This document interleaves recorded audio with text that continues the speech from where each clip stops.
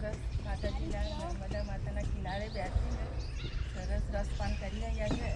અને મને અહીંયા જે અત્યારે આ મોકો આપ્યો જયેશભાઈએ કે બધું જયેશભાઈ તમારો ખૂબ ખૂબ આભાર. અને એક જ વસ્તુ છે કે હવે આપણે આપણા સ્વસ્થ માટે પહેલાં એ કરવું પડશે. નહીં તો જો આપણું શરીર સારું નહીં હોય, શરીર સાથ નહીં આપે તો આપણાથી હવે કંઈ કરી નહીં શકાય. કારણ કે અત્યારે બહુ બધામાં મિલાવટને બહુ બધું છે, આપણને ખબર જ છે. તે છતાં પણ અમે પણ અત્યારે જ્યારે અહીંયા પહોંચ્યા ત્યારે અમને ખબર પડી કે ખરેખર અત્યાર સુધીને આપણે કેટલા પાછળ હતા, કે શું ખાઈ રહ્યા હતા, શું પી રહ્યા હતા, કંઈ ખબર નથી આપણને. પણ જ્યારે હવે સામે આવ્યું છે, ખબર પડી છે, થોડાક આપણે ગૌ માતા પર વહીએ અને આપણા શરીર માટે એ રાખીએ. જ્યારે હમણાં જયેશભાઈ કીધું કે આવો પ્રોબ્લેમ થયો તો ત્યારે અમને બધાને એમ જ્યારે અમે ડૉક્ટર પાસે જઈએ ને કોઈકને એવું કહીએ ને કે લીવરનું આવું તો બધાને એક જ વસ્તુ દેખાડી હતી, શું કે ડ્રિંક્સ, આલ્કોહોલ લેતા હશે. અમને ઘરમાં ડૉક્ટરને પણ જ્યારે ડૉક્ટરે તપાસ કરીને ત્યારે ડૉક્ટરે પણ અમને એવું કીધેલું, અમે ફેમિલી સાથે ગયા હતા ત્યારે, કે તમને બધાને નહીં ખબર હોય પણ આ ભાઈ લેતા હશે તો જ આટલું બધું લીવર સોરાઇસિસ થઈ ગયું હોય. ત્યારે ડૉક્ટરોને પણ ખબર નથી કે એક જ વિષય અમને ખબર કે લીવર ક્યારે ખરાબ થાય, જ્યારે આલ્કોહોલ લઈએ તો જ. પણ જ્યારે ડૉક્ટરે બધા ટેસ્ટ કર્યા, અમે કીધું નહીં, આ પણ એવું કે નહીં, અમે કોઈ દિવસ એ વસ્તુને ટચ પણ નથી કરી. તો કે કંઈ નહીં, આપણે રિપોર્ટો કરીશું, આપણે જાંચ કરીએ. તો એમને આગળ વધારે એ કરી ત્યારે ખબર પડી કે લીવર નોન આલ્કોહોલિક છે. ત્યારે ડૉક્ટરને પણ વિચાર આવ્યો કે આ કેમ આવું થયું, નોન આલ્કોહોલિક આવે છે રિપોર્ટ, તો આવું કેમ થયું. તો જ્યારે એમની જે બધી દવાઓ મેડિસિન ચાલતી હતી, એમને ડાયાબિટીસ હતું, તો જે એમને આખું ડૉક્ટરે જાતે પછી રિસર્ચ કર્યું કે આ દવાઓમાંથી તે નહીં, તો જ્યારે એમને આખી બધી દવાઓ એમની જે મેડિસિન ચાલતી હતી એ બધાનું રિસર્ચ કર્યું ડૉક્ટરે, ઊંડાણમાં ઉતર્યા અને ત્યારે ડૉક્ટરને ખબર કે ડાયાબિટીસની દવાથી લીવર ડેમેજ થઈ ગયું. ત્યારે ડૉક્ટરને પણ વિચાર આવ્યો કે ખરેખર આવું થઈ શકે. બાકી અમારામાં તો એવું જોઈએ કે આ તો તમારે હવે ટ્રાન્સપ્લાન્ટ જ કરાવવું પડશે, નહીં ચાલે. તો કે લગભગ વર્ષ કે 1.5 વર્ષમાં તમારે કરાવી દેવું પડશે. તો અને આમ થોડુંક એ થયું કે સારું, ત્યારે તો કંઈ જાઉં, ગૌ માતા હતી ઘરમાં, બહુ પેઢીથી અમારા દાદા પરદાદાઓથી અમારી ગૌશાળા તો છે, પણ આટલું બધું કંઈ ખબર નથી. પણ પછી જ્યારે એક માણસનો સંપર્ક થયો અને એમને કીધું કે તમે આવી રીતે પંચગવ્યની હું એ કરો તો નેચરોપેથીનું એ કરો, એટલે ત્યાર પછી મને એવું થયું કે ચાલો, જો આપણી પાસે વર્ષનો ટાઈમ છે તો કંઈક કરીએ, નહીં કારણ તો પછી છેલ્લે લાસ્ટ તો છે જ આપણી પાસે આ. તો મેં ત્યાર પછી નેચરોપેથીની શિબિરો અટેન્ડ કરી અને શિબિરોમાં મેં પ્રશિક્ષણ લીધું નેચરોપેથીનું. અને ત્યાર પછી તો આ લોકો તો માને જ નહીં, હા આવું તો ના જ હોય એમ કે. એટલે મેં પોતે અપનાવ્યું નેચરોપેથી, મેં જાતે મારા ઘરમાં મેં જાતે અપનાવી, બધાને તો નહીં, પણ મેં કીધું ભલે તમે બધા ના કરશો પણ હું જે એ કરીને આવીશું એ મારા ઉપર તો હું ટ્રાય કરું. તો બધી વસ્તુઓ હું બનાવું નેચરોપેથી, કે નહીં પકવેલી કોઈ બી વસ્તુને ગેસ પર કે ચૂલા પર ચડાવેલી નહીં, જે ખાવ કાચું એ સાચું, રંધાયું એ ગંધાયું. એટલે જ્યારે મેં સ્ટાર્ટ કરી ત્યારે બધા ઘરમાં થોડો ટેસ્ટ કરે, પછી ધીરે ધીરે બધા લેવા માંડ્યા. ત્યાર પછી મેં અમને સ્ટાર્ટ કરાવ્યું, તો એમને પણ ધીરે ધીરે ચાલુ કર્યું. પછી મેં સમજાયા આખી નેચરોપેથીની મેથડ કે આ રીતના આવું કામ કરતા હોય, આ વસ્તુ આવી રીતે કામ કરતી હોય. અને ત્યાર પછી અમે થોડા ગયા અને ત્યાર પછી અમે જ્યારે ડૉક્ટરનું એ કરાવ્યું ત્યારે ડૉક્ટરે કીધું બેન તો અમને એવું થાય કે તમે શું કરો છો. મેં કીધું કંઈ નહીં, જો જ્યારે ડૉક્ટરને આવું કહીએ તો સાચું માને ને. અમે અત્યારે ડૉક્ટરને એવું નહીં કીધું કે અમે નેચરોપેથી ક્યાં પંચગવ્યનું એ કરીએ છીએ. અમે એવું કે ડૉક્ટર તમારી જ કૃપા, તમારી દવાથી અમે સારા થયા છે, તમારી જ કૃપા છે. કેમ કે જો આપણે હમણાં જો ડૉક્ટરને એવું કહીશું કે ડૉક્ટર તો ક્યારે પણ કંઈક ગડબડ થશે ને તો એ આપણી પર જ નાખી દેશે. આ તમે આ કરો ને એટલે જ આવું થયું, એ ક્યારેય કોઈ દિવસ માથે નહીં લે.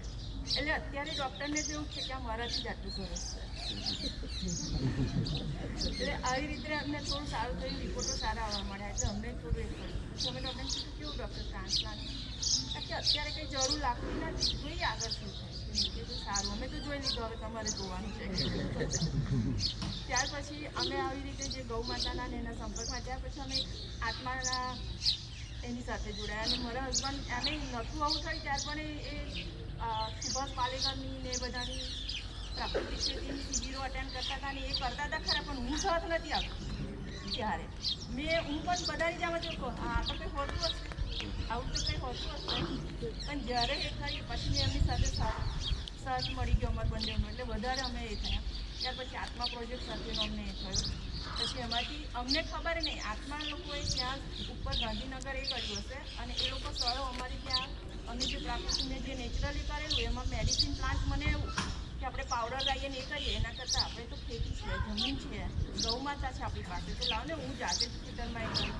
એટલે મને થોડી જગ્યા આપી એટલે મેં એમાં સ્ટાર્ટ કરી. તો ત્યાં મેં બધા મેડિસિન પ્લાન્ટ જે એમના માટે ઉપયોગી હતા એ બધા મેં એ કરીને નેચરલ આપવા માંડી, એકદમ નેચરલ. એમાં કોઈ પ્રોસેસ કરવાની નહીં, જે મેં લગાવ્યા છે એ જ જેટલી માત્રા જોઈતી હોય એ રીતે મેં એમને આપવાનું સ્ટાર્ટ કર્યું.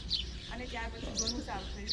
ત્યાર પછી અમને ખબર નથી કે આ આવી કોઈ એ છે યુનિવર્સિટી છે અને ત્યાં અમારું નામ આવ્યું હશે.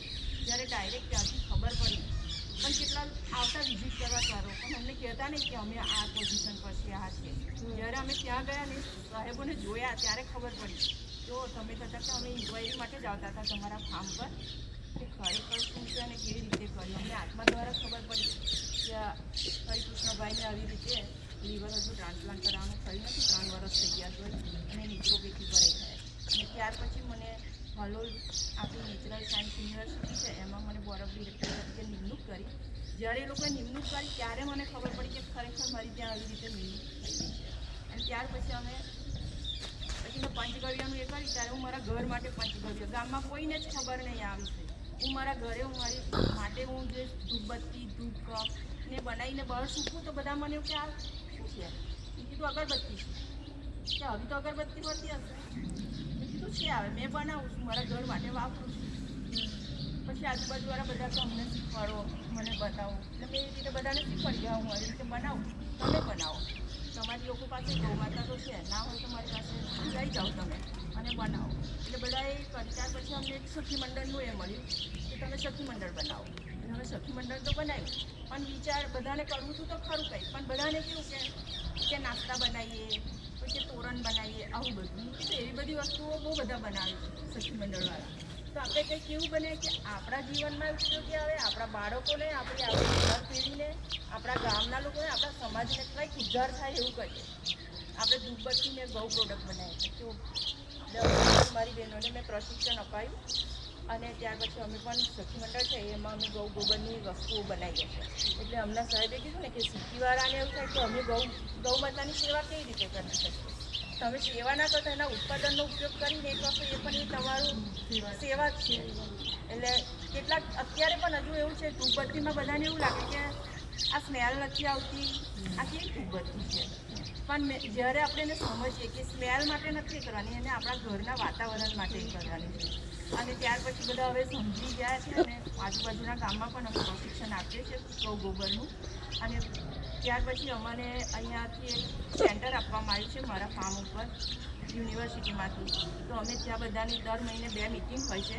એ અમારે બધાને પ્રાકૃતિક ખેતી વિશે જાણકારી આપવાની, ડેમોન્સ્ટ્રેશન બતાવવાના હોય છે. અને જ્યાં જીવામૃત બીજામૃત એ બધું લાઈવ બનાવતા શીખવાડવાનું હોય છે. જીવામૃત એટલે બધા જે એન્ઝાઇમ બને છે બધા એની પાછળ બધા પાછળ અમૃત એવો શબ્દ લાગ્યો છે. જીવામૃત, બીજામૃત, ઘન જીવામૃત બધા અમૃત છે. જે જીવામૃત છે એ સૂક્ષ્મ જીવાણુનો એટલો બધો ખજાનો છે કે જે આપણી જમીનમાં અત્યારે સૂક્ષ્મ જીવો રહ્યા જ નથી. સાહેબે કીધું ને આપણને કે આપણે એને નાશ કરી નાખ્યો, તો હવે એને ફરી રિપીટ કેવી રીતે કરવાના. તો આપણે આ જીવામૃત, ઘન જીવામૃત ગાય માતાના ગોબર અને ગૌમૂત્રમાંથી જે બનાવીએ છીએ આપણે એનો ઉપયોગ આપણે આપણા ખેતરમાં કરીશું તો સૂક્ષ્મ જીવાણુ એ થશે. સૂક્ષ્મ જીવાણુઓ એટલું બધું કામ કરે છે કે આપણે એને આપણા જે ક્રોપમાં કોઈ પણ વસ્તુ આપવાની જરૂર જ નથી પડતી. સૂક્ષ્મ જીવાણુઓ જ એની જાતે આપી દે છે. પણ આપણે જમીનમાં સૂક્ષ્મ જીવાણુ જ નથી તો એ ક્યાંથી મળે. એટલે આપણે બધું ઉપરથી આપવું પડે છે. જો અત્યારે આપણે સમજદાર છે, આપણે બધાને તો ખબર છે ગૌ સેવામાં છે એટલે કે ખરેખર જો ના એ થતું હોય તો તમે જે પ્રાકૃતિક ઉત્પાદકો છે એનો ઉપયોગ કરો, એ વપરાશ કરતા થાઓ, તો ખેડૂત જે કરે છે એને પણ પ્રોત્સાહન મળશે અને તમારા ઘરના સ્વાસ્થ્ય પણ સારા રહેશે. આપણા ઘરના ડૉક્ટર આપણે લેડીઝ જ છીએ. આપણે જ ડૉક્ટર છે. આપણે ડૉક્ટર બનીને આપણે આપણા પરિવાર માટે, આપણા બાળકો માટે, આપણી આવનાર પેઢી માટે જ કરવાનું છે. નહીં જો આવતા 10 વર્ષથી પછી તો આ બાળકોને આપણે પૂછીશું ને જમવાનું ક્યાંથી આવે છે તેવું જ કહેશે કે ઝોમેટો ને સ્વિગીમાંથી જ આવે છે. એમને ખબર નહીં હોય કે જમીન અન્ન માતા ધરતી માતા આપણને અન્ન આપે છે. નહીં ખબર હોય આજથી 10 વર્ષ પછી જો આપણે આ નહીં ફરીએ પાછા તો અને આપણે પાછું ફરવું જ પડશે. એટલા માટે કહું છું કે જો ગૌ ઉત્પાદન તમે વાપરો અથવા એના જે પ્રાકૃતિક કૃષિ જે કરે છે એવા ખેડૂતો પાસે અત્યારે આપણું સૃષ્ટિ હાટ ચાલુ થઈ ગયું છે તો ત્યાં જઈને તમે ખરીદી શકો છો. એટલે આટલું જ કહેવા માગું છું. ઘણું બધું તો છે પણ આપણે સમય ધ્યાનમાં રાખીએ. સંપર્ક સૂત્ર કહી દો. મારો નંબર છે 6515. બે પરિચય બાકી છે, કેતનભાઈ અને તેજી. હા 51